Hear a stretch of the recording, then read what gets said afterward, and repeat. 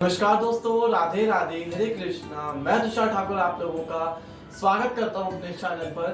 तो आज है माता रानी का तीसरा नवरात्र, यानी कि माता के चंद घंटा स्वरूप की जो है पूजा की जाएगी। तो आज हम करेंगे दुर्गा सप्तशती का 5वां अध्याय। तो चलिए देख लेते हैं कि दुर्गा सप्तशती का 5वां अध्याय किस प्रकार है।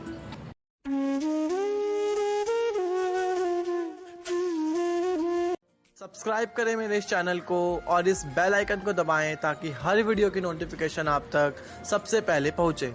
तो सभी अध्याय की तरह इस अध्याय में भी माता रानी के सबसे पहले मंत्र बोला जाएगा।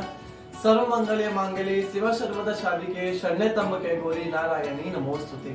तो चलिए 5वां अध्याय शुरू करते हैं। ऋषि बोले, प्राचीन समय में शुम्भ निशुम्भ दोनों असुर ने बल के मद में आकर इंद्र का त्रिलोकी का राज्य यज्ञ और यज्ञों के भाग छीन लिए। उन्हीं दोनों ने सूर्य, चंद्रमा, कुबेर और वरुण का अधिकार पा लिया। वायु एवं अग्नि का काम भी वही करने लगे। देवताओं को अपमानित करने लगे, पराजित करने लगे एवं राज्य भ्रष्ट करके स्वर्ग से निकाल दिए गए। जिनके अधिकार उन दो असुरों ने छीन लिए थे, वह सभी पराजित देवता अपराजिता देवी का स्मरण करने लगे कि उस देवी ने तो हमें वर दिया हुआ है कि आपत्ति काल में मेरा स्मरण करने पर तुम्हारे महान संकट तत्क्षण में ही दूर कर दूंगी। यही वह विचार कर पर्वतराज हिमालय पर सभी देवता पहुंचे।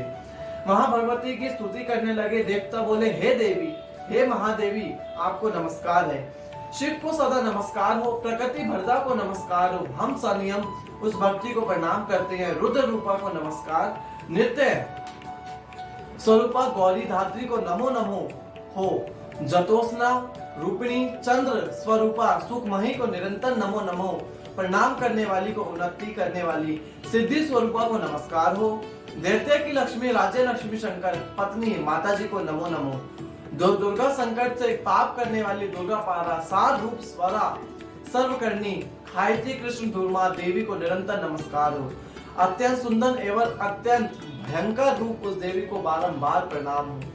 जगत के प्रतिष्ठा रूप कृति देवी को नमो नमो। जो देवी सभी प्राणियों में चेतना कही जाती है, उसे नमस्कार, उसे नमस्कार, उसे बारंबार नमस्कार हो। जो देवी सभी प्राणियों में निंदवा रूप से कही गई हो, उसे नमस्कार, उसे बार बार नमस्कार हो। जो देवी सभी जंतुओं में छाया रूप से स्थित हो, उसे नमस्कार हो, उसे बार बार नमस्कार हो। जो देवी प्राणियों में क्षमा शक्ति तथा दक्षिण रूप से स्थित है, उसे नमस्कार हो, उसे नमस्कार हो, उसे बार बार नमस्कार हो। जो देवी सब प्राणियों में लज्जा शांति और श्रद्धा रूप से स्थित है, उसे नमस्कार हो, उसे नमस्कार हो। जो देवी सभी प्राणियों में कांति रूप से स्थित है, उसे नमस्कार, उसे बारंबार नमस्कार है। जो देवी सभी प्राणियों में भांति क्रांति और लक्ष्मी लक्ष्मी रूप से स्थित है, उसे नमस्कार है, उसे नमस्कार है, उसे बार बार नमस्कार है। जो देवी इस सारे जगत में व्यापक होकर चैतन्य रूप से स्थित है, उसे नमस्कार है, उसे नमस्कार है, उसे बार बार नमस्कार है। प्राचीन काल में अपने मनोरथों को सिद्ध के लिए देवताओं से ने जिस देवते की स्तुति करी, इस प्रकार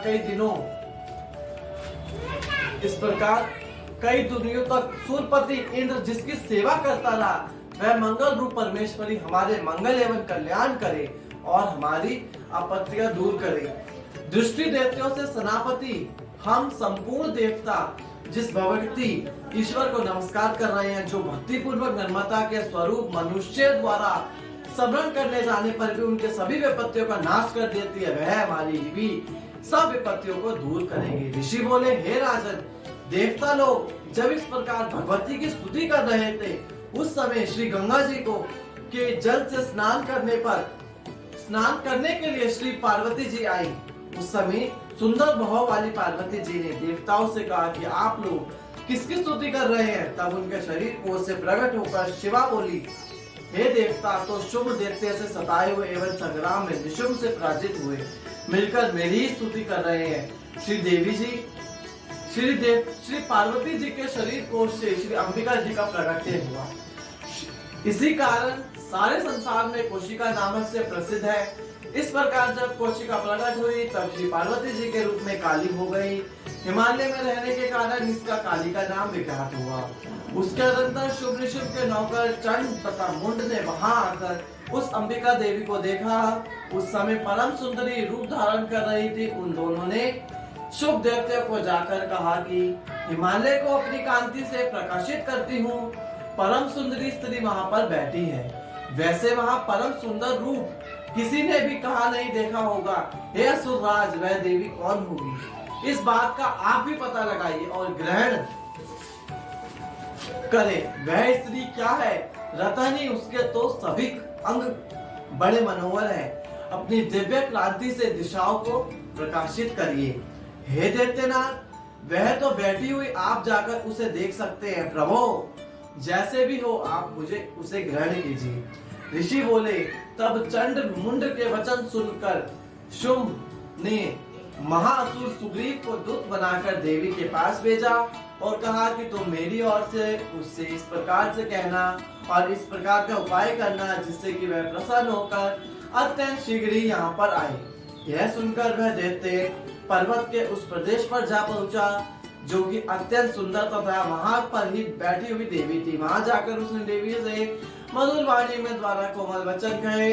दूत बोला, हे देवी, दैत्यों का स्वामी शुभ निशुभ तीन लोकों में परमेश्वर है, मैं उसका दूत हूँ। आपके पास उसने भेजा है। मैं यहाँ आया हूँ। सभी देव जातियों में कोई ऐसा देवता नहीं जो इसकी आज्ञा ना मानता हो। उसने सभी देवी देवताओं को परास्त कर दिए। अब आपके लिए उसका जो संदेश है वह मुझसे सुनिए। उसने कहा, सारी त्रिलोकी मेरी हो चुकी है, सभी देवता मेरे अधीन है, सभी यज्ञ मेरी भाग पृथक पृथक करने में ही पा रहा हूँ। त्रिलोकी भर में उत्तम सभी रत्न मेरे अधीन हो चुके हैं। उसी प्रकार इंद्र के वाहन श्रेष्ठ एरावत हाथी को मैंने छीन लिया है। देवताओं ने क्षीर समुद्र से उत्पन्न उच्च शवक नामक अश्व रतन पर नाम करके भेंट कर दिया। और भी जितने देव गंधर्व एवं नागों के पास रत्न रूप वस्तुएं थी वह सभी सब है। हे सुंदरी, मेरी हो चुकी हूँ।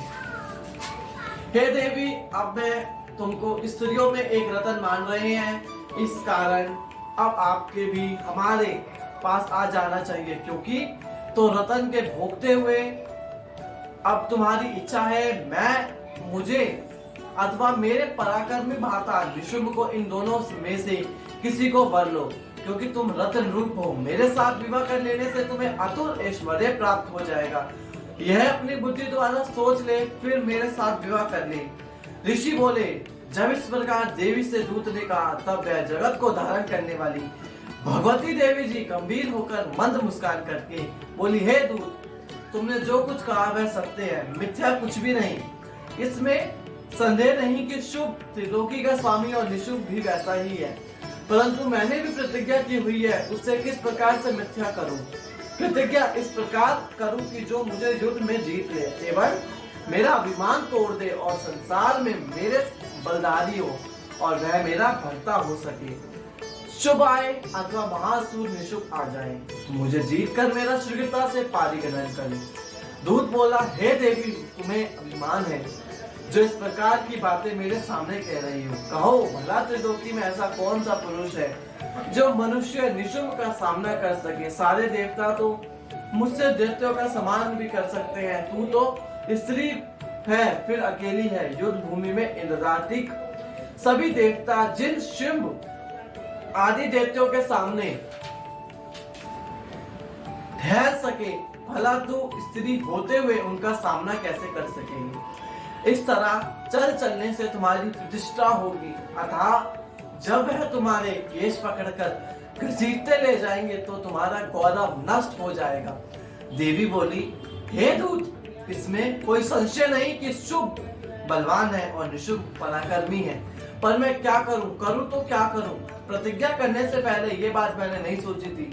अब तो तुम जाकर असुर राज को मेरी ये बात कह दो, फिर उसे जो उचित दिखाई दे वही करें। तो ये था दुर्गा सप्तशती का अध्याय 5 जो मैंने आपको सुनाया। आशा करूंगा आपको काफी पसंद आया होगा। अगर पसंद आया हो तो वीडियो को लाइक कर देना, चैनल पर नए हो चैनल को सब्सक्राइब कर देना। हर बार की तरह अपने अच्छे सुझाव मुझे देते रहिएगा। आज के लिए इतना ही, फिर मिलते हैं अगली वीडियो में। जब तक के लिए हरे कृष्णा, धन्यवाद।